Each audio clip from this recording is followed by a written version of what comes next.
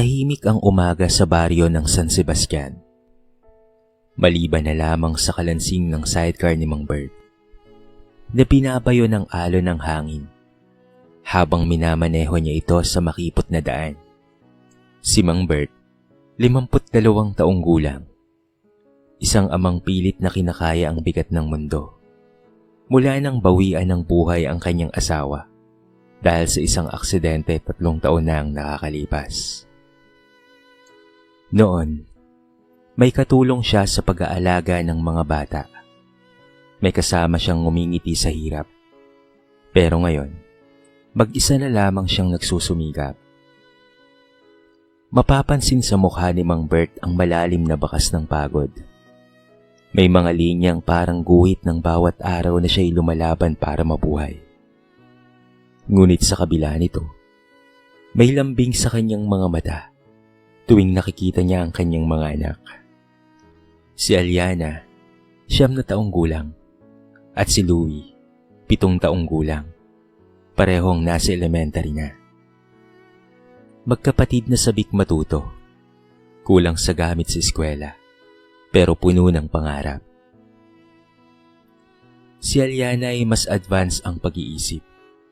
Tahimik siyang bata, hindi pala salita, lagi lamang nakamasid. Ramdam niya ang bawat pagod ng kanyang ama. Kahit bata pa, marunong na siyang tumulong. Nag-aayos ng kanilang munting bahay, nagluluto ng kanin kapag gabi, at nag-aalaga kay Louie. Sa murang edad, ay natutunan na niyang maging matatag. Samantala, si Louie ay mas masiyahin. Madaling mapagod at mabilis magreklamo kapag gutom. Madalas siyang magtanong kung may ulam na o kung may pera pa ba sila. Pero mahal na mahal niya ang kanyang ate at ang kanyang ama. Ang pamamasada ng sidecar ang pangunahing hanap buhay ni Mang Bert. Sa isang araw ng biyahe, minsan ay 300 piso ang kanyang nauuwi. 400 naman kapag sinuwerte. Ngunit sa baryong iyon, bihira ang pasahero, lalo na kapag hindi araw ng palengke o kapag umuulan. Ang kinikita niya ay pinagkakasya niya para sa bigas at ulam. Ulam na madalas ay sardinas o instant noodles at baon ng mga bata na kung minsan ay tagsa 10 piso o 20 lang. Gabi-gabi bago matulog, tinitignan ni Aliana ang kanyang notebook na halos maubos na ang pahina. At pati na rin ang lapis niyang halos kasing ikli ng kanyang hintuturo. Sabay nilang naririnig ni Louie ang pag-ubo ng ama sa labas habang nililinis nito ang sidecar. At sa bawat gabing iyon, nararamdaman nila ang bigat ng pagsisikap ni Mang Bert. Isang umaga, habang nag-aalmusal sila, tinapay na may kaunting palaman at mainit na tubig na parang kape. Napagpasya ni Mang Bert ang isang bagay. "Mga anak," mahina niyang sabi, "pupunta tayo sa fiesta sa kabilang bayan." Namilog ang mga mata ni Louie. "Fiesta po, tay? May pagkain po doon?" Gumiti si Aliana kahit alam niyang kapos sila. "Papa, hindi po ba magastos?" Umiling si Mang Bert. "Nandoon ang pinsan kong si Soledad. May kaya sila sa buhay. Baka sakaling makalibre tayo ng pagkain ngayon. Kahit isang araw lang nabusog kayo, anak." Hindi man sinabi, pero ramdam ni Aliana ang pag-aalala ng ama. Ngunit ramdam niya rin ang pagnanais nitong mapasaya sila. Kaya't ngumiti siya. "Sige po, tay. Excited na po kami." At bago sila lumabas ng bahay, tumingala si Mang Bert sa langit. Nagdasal ng tahimik. "Kahit minsan lang, Panginoon, sana po ay maging masaya ang mga anak ko ngayon." Hindi niya alam na ang pag-asang iyon ang siyang magiging simula ng isang masakit, ngunit makabulo ang kabanata sa kanilang buhay. Ang araw na magtutulak sa kanyang mga anak tungo sa matinding pangarap. Masigla ang paligid ng tumapak sa karatig bayan sina Mang Bert at pati na rin ang mga bata. May banderitas sa bawat poste. Maingay ang tugtog mula sa plaza. at amoy na amoy ang mga inadobong manok, menudo at pansit mula sa bahay-bahay. Palibhas ay araw ng piyesta, tila mas masarap ang hangin, lalo na para kay Louie na matagal nang hindi nakakakain ng espesyal na ulam. Tay, ang bango po. Nakakagutom po. Halos mapalunok si Louie habang hawak ang laylayan ng damit ng kanyang ama. Habang naglalakad, halata sa damit nila ang pagkakaiba nila sa karamihan ng mga nasa piyesta. Si Aliana ay nakaunat na palda at lumang blouse na hiniram lang sa kapitbahay. Si Louie naman ay naka-t-shirt na may butas sa tagiliran. At si Mang Bert ay nakasapatos na may punit sa gilid. Ngunit kahit ganoon, umaasa silang tatanggapin sila ni Aling Soledad nang merong respeto at pagmamahal, lalo na't ito'y kanilang kamag-anak. Pagdating sa malaking bahay na kulay beige na may malawak na gate, agad nilang narinig ang tawanan at pingganang nagsasalpukan sa loob. Sa dami ng sasakyang nakaparada sa labas, SUV, van at kotseng bago, halata ang yaman ng pamilya ni Soledad. Nag-doorbell si Mang Bert sa gate. Lumabas ang kasambahay at sandaling tinitigan sila mula ulo hanggang sa paa, bago tumalikod para tawagin si Soledad. Mula sa malayo, nakita nilang abala ito sa pagtanggap ng mga bisita. Maya-maya'y tinignan sila nito at kumaway ng sandali lang, habang kausap ang isang babaeng nakamamahaling alahas. Napangiti si Mang Bert. Kahit sandali lang, ramdam niyang napansin sila. Pinaupo sila sa gilid ng beranda, sa pinakamaliit na bangkong kahoy. Lumipas ang 10 minuto, 20 hanggang sa 30 minuto. Papa? Bulong ni Aliana habang pinagmamasdan ng mga taong dumarating. Bakit po yung bagong dating, pinapapasok na po kaagad? Pero tayo po hindi. Hindi kaagad nakaimik si Mang Bert. Pinilit niyang ngumiti. Marami kasing tao, anak. May inaasikaso lang. Tay, tumutunog na po yung tiyan ko. Reklamo ni Louie habang hawak ang tiyan. Magsasalita pa lamang si Mang Bert para sagutin ang kanyang anak nang lumapit ang isa sa mga kasambahay. Pasensya na po. Sabi po ni Ma'am Soledad, naubusan na raw po ng pagkain. Pantay na lang daw po ulit. Napayuko si Aliana. Nakagat niya ang labi niya para hindi maiyak. Si Louie naman ay nagreklamo. Tay, bakit sila may pagkain pa at ang dami pong handa sa mesa? Tumingin si Mang Bert sa loob.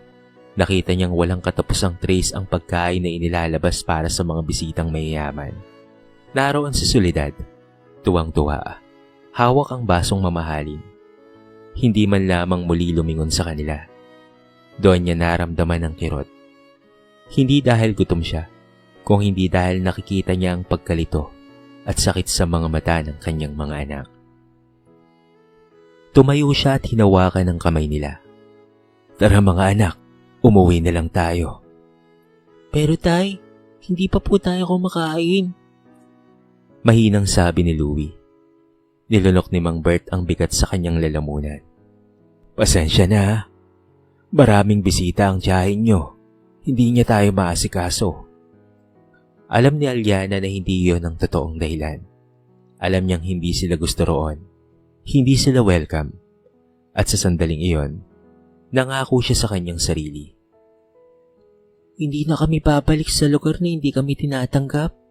Hindi na ako papayag na makita ang papa kong nahihiya. Mag-aaral akong mabuti at aangat kami. Habang papaalis sila, nangilid ang luha ni Mang Bert, hindi dahil sa gutom, kung hindi dahil sa hiya at sakit. Tahimik ang biyahe pa uwi.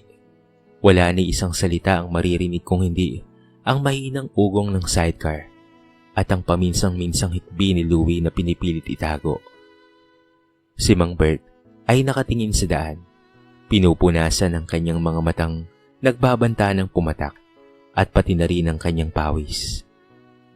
Nilakasan na lamang niya ang kanyang loob hindi para sa sarili, kung hindi para sa 2 batang umaasa lamang sa kanya. Pagdating nila sa bahay, agad silang nagpihis. Naghain si Mang Bert ng natitirang biskwit at isang dilatang sardinas. Para naman kahit papaano ay mapawi ang gutom ng mga bata. "Pasensya na mga anak ha," mahinang sabi niya habang iniinit ang sardinas.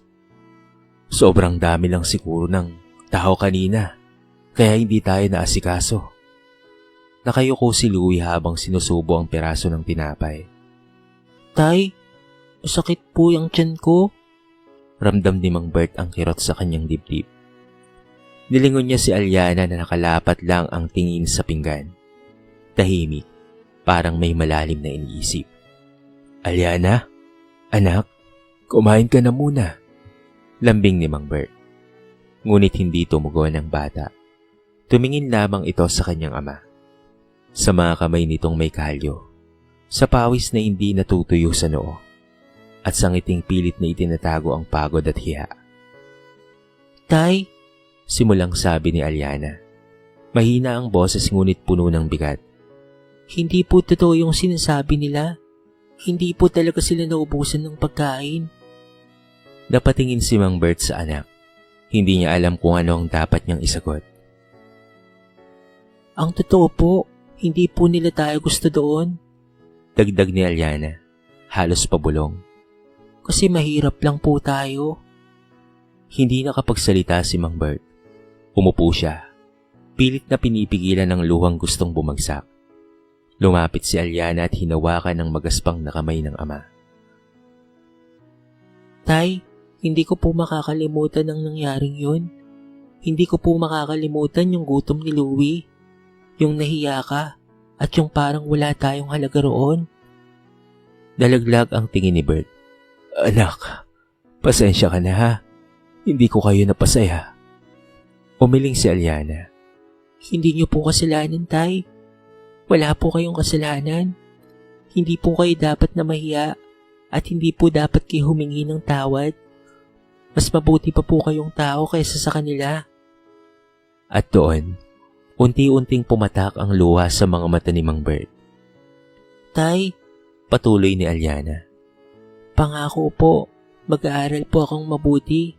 Gagawin ko po ang lahat para hindi na natin maranasan yun. Gagawin ko po ang lahat para hindi na po kayo magmakaawa ng kahit na ano sa kahit kanino. Hindi po tayo mananatiling ganito lamang habang buhay. Tumango si Mang Bert, hindi makapagsalita dahil sa kanyang emosyon. Palang araw, Tay. Mariing sabi ni Aliana. Ako po ang mag-aangat sa atin. Sa gabing iyon, pagkatapos kumain ng kaperasong sardinas at tinapay, sinindihan na ni Mang Bert ang lumang lampara at binantayan ng dalawa habang natutulog. Tinitigan niya ang payat na katawan ng mga bata. Ang mukha nilang walang malay sa bigat ng buhay. At sa murang edad ni Aliana, naitanim na ang binhi ng pagbabago. Bining hindi lalago sa lupa ng yaman, kung hindi sa lupa ng sakit, hiya at pangarap. Hindi niya alam kung gaano katagal, pero alam niyang darating ang araw na hindi na sila titignan ng mababa ng kahit na sino. Dahil ang pangako niya ay hindi basta salita lamang. Ito ang kanyang magiging sandata laban sa kanilang kahirapan. Lumipas ang mga taon na puno ng pagod, puyat at tahimik na pag-iyak sa gabi. Ngunit kasabay nito ay ang unti-unting pag-usad ng pangarap na sinimulan ni Aliana noong araw ng piyesta. Ang araw na tinuring silang walang halaga. Yun ang sugat na unti-unting naging lakas. Sa high school, naging honor student si Aliana. Kahit luma ang kanyang sapatos, kahit mahiyain, kahit madalas ay naghihintay lang ng libreng modules dahil wala silang pera, ipinakita niyang hindi kayang hadlangan ng kahirapan ng kanyang determinasyon at pagsisikap. Madalas siyang nag-aaral sa ilalim ng ilaw ng poste kapag wala nang langis ang lampara nila. Samantalang si Louie ay lumaki ring masipag. Minsan ay tumutulong kay Mang Bert na maglinis ng sidecar o maghatid ng pasahero. At si Mang Bert, siya ang haligi na hindi bumibitaw. 3 trabaho ang sabay-sabay niyang pinasok. Pamamasada, pag-aayos ng sarang upuan ng ilang kapitbahay, at paminsan-minsan ay pagtulong sa construction kapag may bakanteng oras. Ang katawan niya'y lumamlam sa lakas. Ngunit ang puso niyang para sa mga anak ay hindi kailanman nanghina. Dumating ang panahon na magkokoleyo na si Aliana. Wala silang pera, ngunit hindi yun naging hadlang. Kumuha siya ng scholarship exam at pinalad siyang makapasa. Buong tuition ay paid na. Hindi napigilan ni Mang Bert ang maluha noong araw na yon. Tay, libre na po ang tuition ko. Balita ni Aliana habang hawak ang papel. Parang napawi ang ilang taong bigat sa balikat ni Bert. Salamat po, Panginoon. Ang tanging nasambit niya bago niya niyakap ang kanyang anak. Sa kolehiyo, kumuha si Aliana ng accountancy. Kurso na alam niyang magbibigay daan sa mas magandang buhay. Ngunit hindi madali.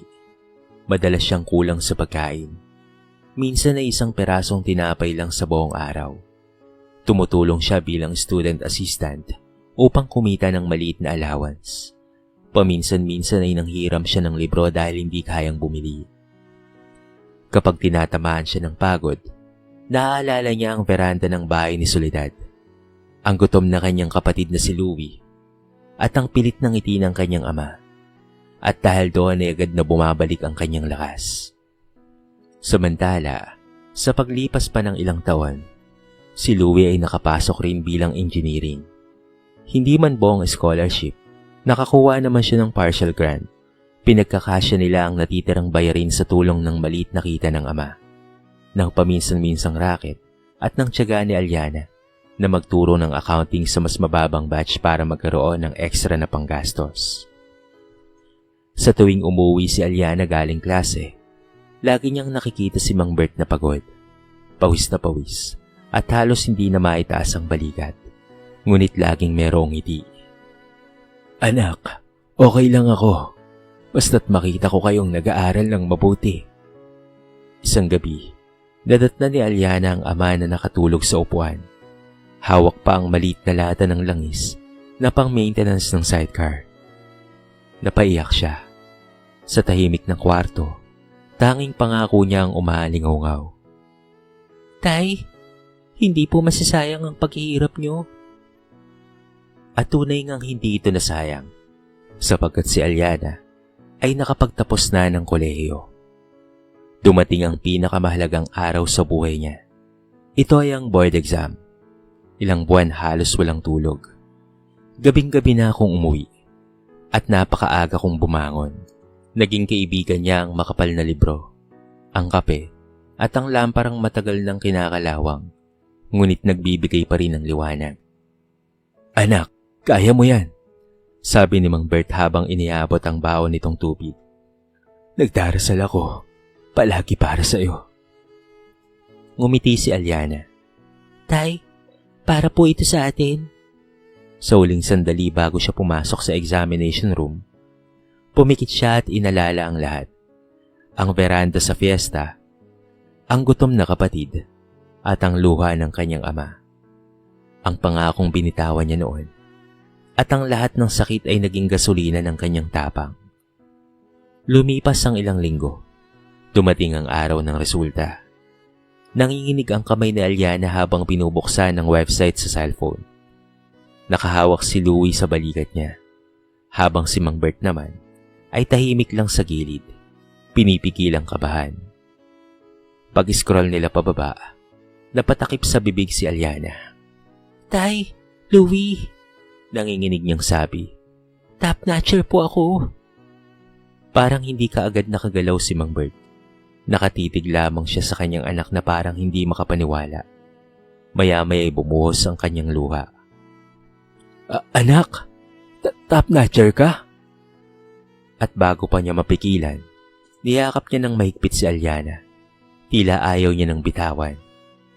Si Louie naman ay tumalon sa tuwa. Ate, ang galing-galing mo. Sabi ko naman sa'yo eh.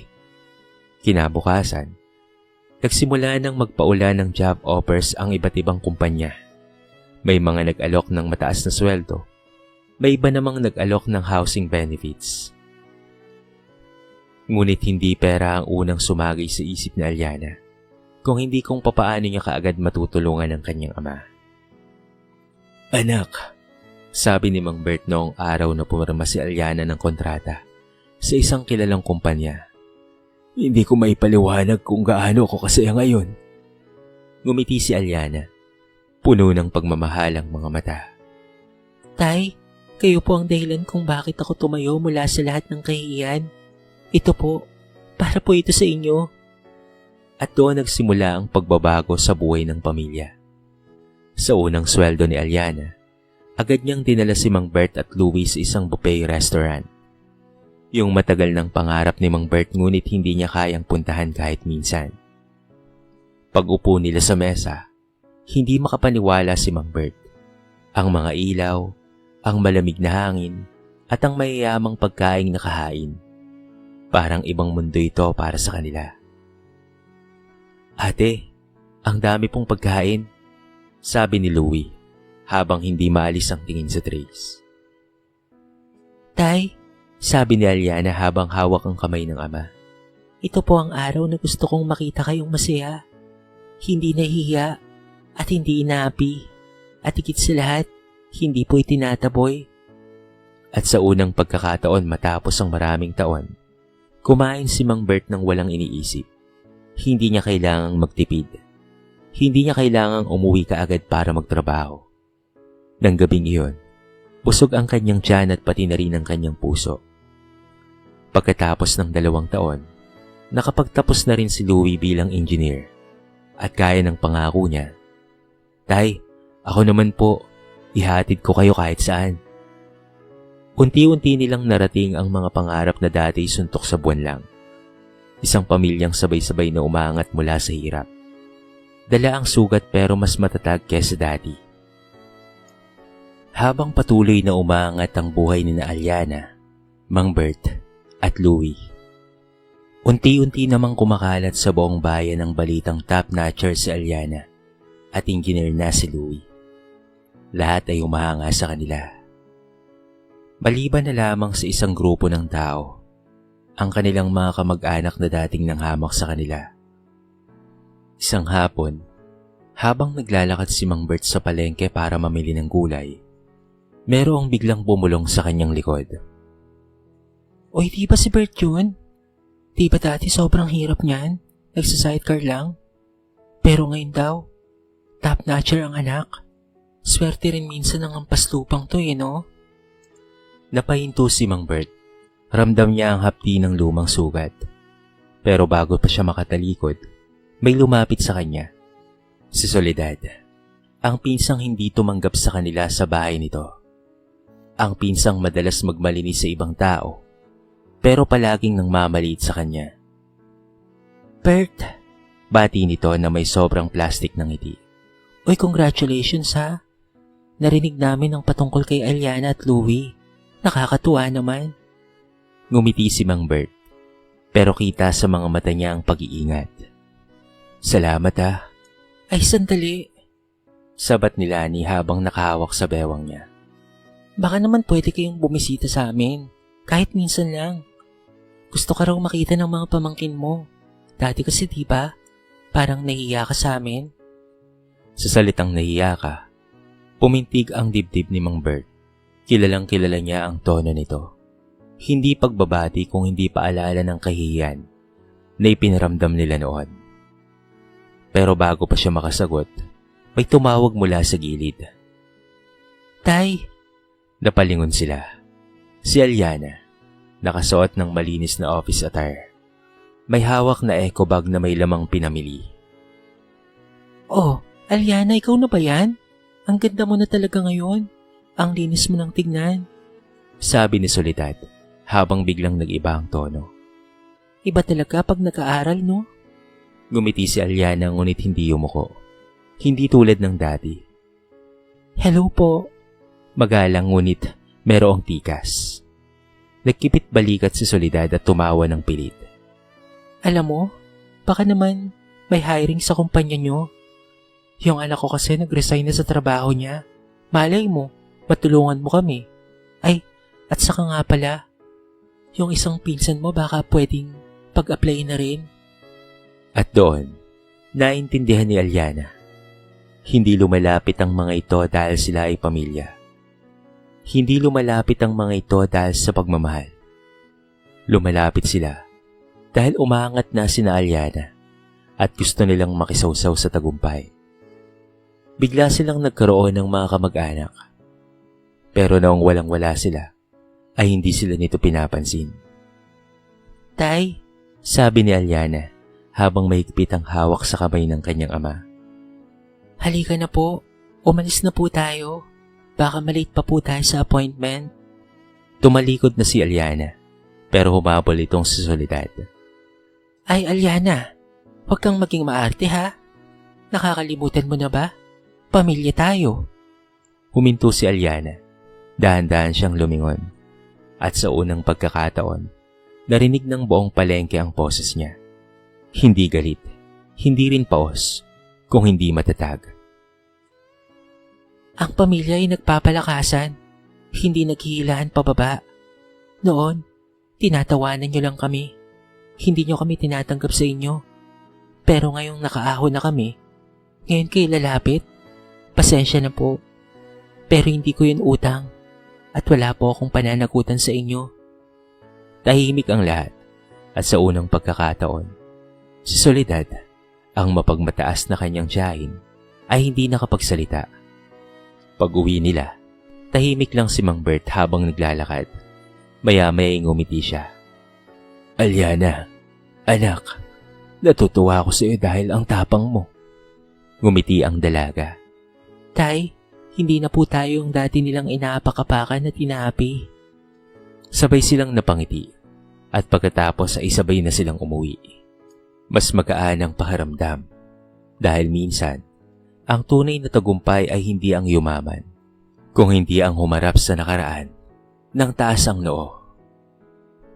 Lumipas ang ilang buwan matapos ang insidente sa palengke. Habang lalong umaangat ang buhay ni Aliana at Mang Bert, pati na rin ang kanyang kapatid na si Louie, unti-unti namang lumilitaw ang tunay na sitwasyon ng mga kamag-anak na minsang nanghamak sa kanila. Isang gabi, habang sabay-sabay kumakain sina Aliana, Louie at Mang Bert, may kumatok sa kanilang bahay. Hindi sanay ang pamilya na may bisita sa gabi, kaya't nagkatinginan sila. Pagbukas ni Mang Bert ng pinto, bumungad na naman si Soledad. Hindi nakaayos, namumugto ang mga mata at halatang bagong iyak. Bert, pwede ka bang makausap? Sambit nito, halos pabulong. Tumango si Mang Bert, kahit may halong pagtataka. Pumasok si Soledad. Kasama niya ang dalawa niyang kapatid na mapagmataas rin noon. Pero ngayon, nakatungo sila pare-pareho, tila mga batang nahuli sa kasalanan. Ano pong may paglilingkod namin? Malamig na tanong ni Aliana. Mahinahon pero ramdam ang tika sa tono. Nagkatinginan ng tatlo bago nagsimulang magsalita ang isa sa kanyang mga tiyahin. Aliana? Bert? Hindi kami narito para manghingi ng trabaho. Hindi rin pera. Narito kami dahil kailangan naming magpakatotoo. Tahimik ang bahay. Tanging ang maririnig ay ang mahinang pag-iyak ni Soledad. Bumagsak ang negosyo namin. Patuloy ng kanyang tiyahin. Yung inipon namin noon, nawala lahat dahil sa isang investment scam. Nagkabaon-baon kami sa utang. Ngayon ay pare-pareho kaming sinisingil. Sumabat naman ang isa. Hindi makahinga sa higbi. Nagkamali kami. Napakayapang namin noon. Tinatawanan namin ang mahihirap. Pati na rin kayo. Inakala namin hindi kayo aasenso kahit kailan. Ikinakahiya namin kayo bilang kamag-anak. Kaya hindi namin kayo pinapapasok kapag mayroong handaan. Pero sa bandang huli, kami pa pala ang babagsak. Hindi kumibo si Mang Bert. Ang dating mahiyain na lalaking palaging yumuyuko ay nakatingin ngayon ng diretso, kalmado at hindi nangingimi. Naiintindihan ko ang sitwasyon nyo, sabi niya. Pero bakit kayo lumapit sa amin? Dahil ba umaasa kayo na kami ay tutulong sa inyo? Umiling si Soledad. Hindi.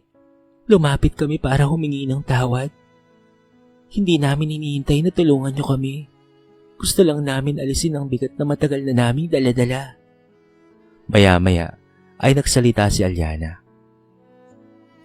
Noon, kahit anong gawin namin, mali sa paningin niyo. Hindi niyo kami pinapansin at hindi niyo kami tinuturing na kamag-anak. Ngayon, heto kayo, humingi ng tawad. At kahit na mahirap tanggapin para sa akin, naiintindihan ko. Tumingin siya kay Mang Bert at tumango ng marahan. Ang patawad ay binibigay, pero ang tiwala ay pinaghihirapan. Patuloy ni Alyana. Hindi namin kayo ipagtatapuyan, pero hindi rin namin pwedeng ibalik ang dati. Hindi na kami babalik sa lugar kung saan kami inaapi. Tahimik ang tatlo at isa-isang tumango. Pag-alis ng kanilang mga kamag-anak, napabuntong hininga si Mang Bert. Anak, kung noong araw ay nangyari yon, baka lumuhod pa ako para tulungan sila. Pero ngayon, alam kong hindi ko na kailangang patunayan ang sarili ko. Hindi na natin sila kailangan sa ating mga buhay. Nakatayo tayo nang wala sila. Ngayong nakaangat tayo, saka sila lumalapit sa atin. Hindi tama, anak. Kaya't hayaan na lang natin sila. Ipanalangin na lang natin na maging maayos ang kanilang buhay. At sana ay may matutunan silang aral sa kanilang pinagdaraanan. Ngumiti si Alyana. May halong onting lungkot at ginhawa. Tay, minsan ang buhay marunong kumante. Hindi natin kailangang makiganti. At sa unang pagkakataon, naunawaan nilang pamilya na ang pag-angat ay hindi patungkol sa paghiganti, kung hindi patungkol sa paglayo sa sakit at pagpili ng kapayapaan. Makalipas ang ilang taon, tuluyan nang dumating ang pinakamalaking pagbabago sa kanilang pamilya. Si Louie ay isa na ngayong ganap na engineer. Halos hindi makapaniwala si Mang Bert na ang dalawang anak niya na minsay nakaupo lamang sa gilid ng beranda, nagugutom at hindi pinapansin, ngayon ay parehong profesional na at matagumpay. Isang araw habang sabay-sabay silang kumakain sa bagong bahay na binili ni Alyana sa Australia, isang bahay na dati ay pangarap lamang sa papel at panaginip. Napatitig si Mang Bert sa dalawang anak. Tahimik siya, nakangiti, pero may nagliliparang ala-ala sa isipan niya. Tay, okay lang po ba kayo? Tanong ni Louie habang iniabot ang baso ng tubig. Oo anak, mahina niyang sagot. Iniisip ko lang kung gaano kabilis nagbago ang buhay natin. At muli niyang naalala ang araw na naghintay sila sa veranda ni Aling Soledad. Ang gutom, ang hiya, ang pagmamaliit, at ang sakit na nagdulot sa kanya ng halos mawalan ng pag-asa. Ngunit higit na matindi ang kirot ng maalala niya ang mga mata ng kanyang mga anak noon.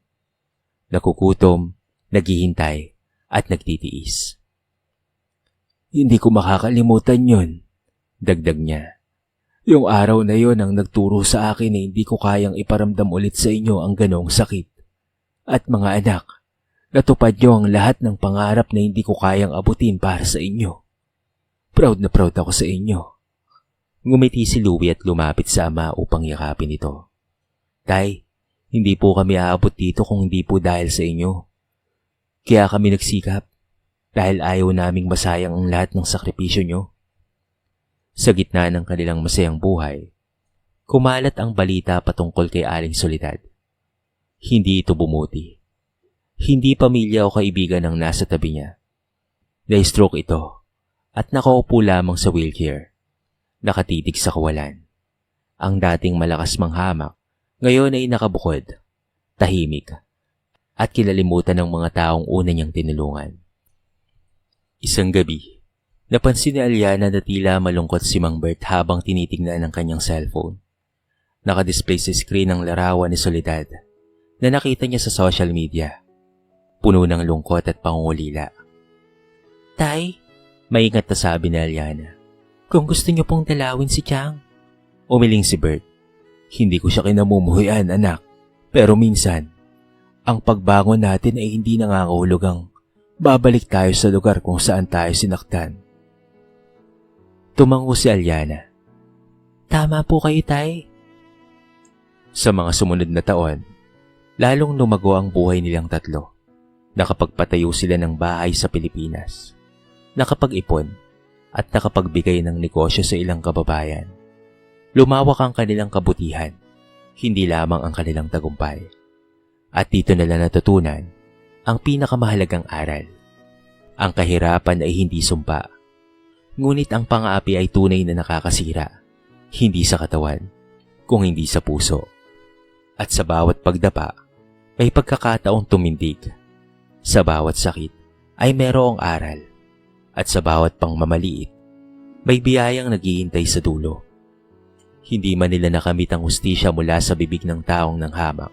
Nakuha naman nila ang hustisya sa pamamagitan ng pagsusumikap at pagbangon.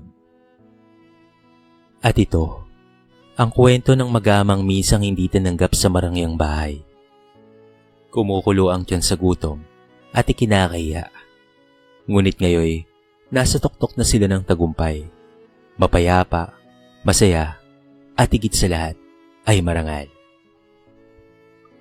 Sino nga bang mag-aakala na ang dating pamilyang mahirap ngayon ay masagana na sa buhay?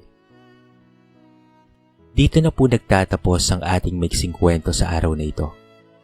Sana po ay nagustuhan nyo. At sana po ay kinapulutan nyo ng maraming aral. Kayo mga kabarangay, ano po ang masasabi nyo sa ating kwento? I-comment nyo naman po sa baba ang inyong mga reaksyon at babasahin natin ang lahat ng yan. I-comment nyo na rin kung taga-saan kayo para naman malaman ko kung hanggang saan nakaabot ang video na ito. Paki-like and share na rin po ang ating kwento para mapakinggan rin ng iba. At kung bago ka pa lamang sa ating channel, baka naman pwedeng pakihita ang subscribe button at bell notification button para palagi kang updated sa mga bago nating upload na katulad nito. So paano mga kabarangay? Hanggang sa muli, thank you so much and peace out!